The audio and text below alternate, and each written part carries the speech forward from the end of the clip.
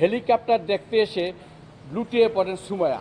এই শিশুরা ঘরের ভিতরে থাকা কিভাবে মায়ের কোলে থাকা ছাদের মধ্যে থাকা কিভাবে গুলিবিদ্ধ হইল আপনারা জানেন যে কোটা বিরোধী আন্দোলনের সময়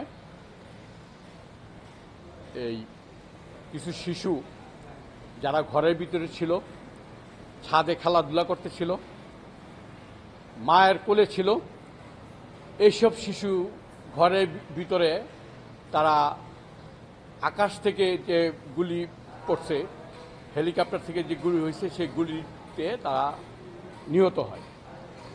আমি 1 আগস্ট বিভিন্ন পত্রিকার পেপার কাটিং সংযুক্ত করে একটা রিট দাখিল করি যে এই শিশুরা ঘরের ভিতরে থাকা কিভাবে মায়ের কোলে থাকা ছাদের মধ্যে থাকা কিভাবে গুলিবিদ্ধ হইল, এটা একটা 3 সদস্য বিশিষ্ট একটা জুডিশিয়াল ইনকোয়ারি গঠন করা হোক।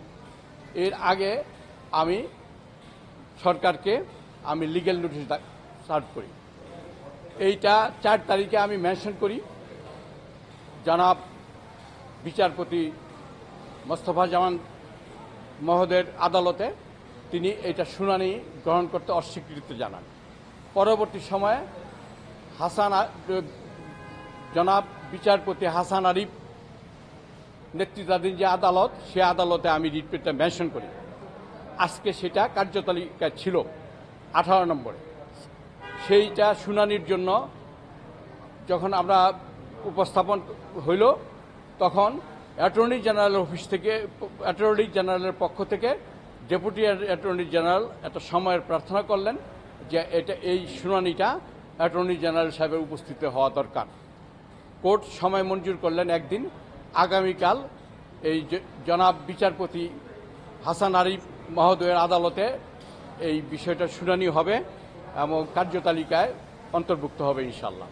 আমি শুধু অনুসন্ধান না, আমি অনুসন্ধান সহ প্রত্যেক শিশুর পিতামাতাকে 1 কোটি টাকা ক্ষতিপূরণ আদায় দেওয়ার জন্য, রাষ্ট্র থেকে আদায় করার জন্য আমি আদেশ চাইছি এবং এই শুনানি না হওয়া পর্যন্ত প্রত্যেক শিশুর গার্জিয়ানকে যেন 50 লক্ষ টাকা ক্ষতিপূরণ দেওয়ার একটা অন্তর্বর্তী আদেশ দেওয়া হয়, এই জন্য আমি প্রার্থনা করছি। আমার প্রার্থনার মধ্যে 9 জন শিশুর আমি বিস্তারিত উপস্থাপন করছি এবং আমার আবেদনে এটাও আছে যে পরবর্তী সময়ে যেসব শিশুর সন্ধান পাওয়া যাবে তাদেরও আমি ক্ষতিপূরণ পাই। তা আমি মূল পিটিশনের পরে আমি একটা সাপ্লিমেন্টারি এফিডেভিট করছি। সেখানে দেখা যায় হেলিকপ্টার দেখতে এসে লুটিয়ে পড়েন সুমাইয়া। এইটা নিয়ে হলো আমার 10টা শিশুর আমি এই পর্যন্ত পাইছি, পার্টিকুলারসটা পাইছি।